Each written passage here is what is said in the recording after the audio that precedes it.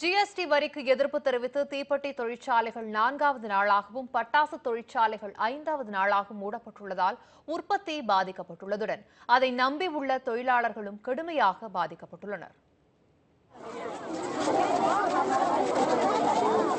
ஜிஎஸ்டியில் தீப்பெட்டி தொழிலுக்கு மத்திய அரசு 18 விழுக்காடு வரி விதிப்பு செய்ததற்கு எதிர்ப்பு தெரிவித்தும் பகுதி மற்றும் முழுநேர இயந்திர தீப்பெட்டிக்கு வரி விதிப்பில் வித்தியாசம் இருக்க வேண்டும் என வலியுறுத்தியும் தீப்பெட்டி தொழிற்சாலைகளை மூடி உரிமையாளர்கள் போராட்டத்தில் ஈடுபட்டுள்ளனர். மத்திய அரசை கண்டித்து தூத்துக்குடி மாவட்டம் கோவில்பட்டி இஎஸ்ஐ மருந்தகம் முன்பு தீப்பெட்டி தொழிலாளர்கள் மற்றும் அனைத்து கட்சியினர் சார்பில் கண்டன ஆர்ப்பாட்டம் நடைபெற்றது.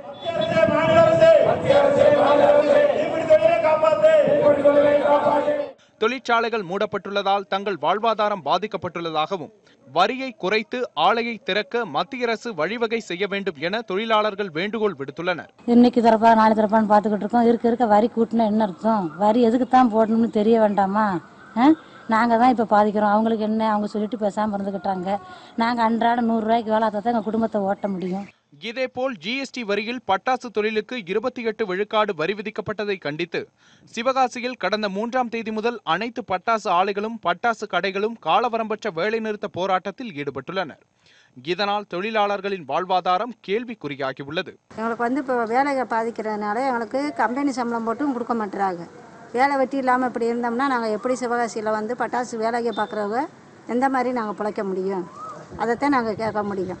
தீபாவளி பண்டிகையொட்டி பட்டாசு உற்பத்தி பணிகள் தீவிரமாக நடைபெற வேண்டிய நிலையில் மத்திய அரசின் ஜிஎஸ்டி வரி விதிப்பால் பட்டாசு தொழிற்சாலைகள் முடங்கியுள்ளன.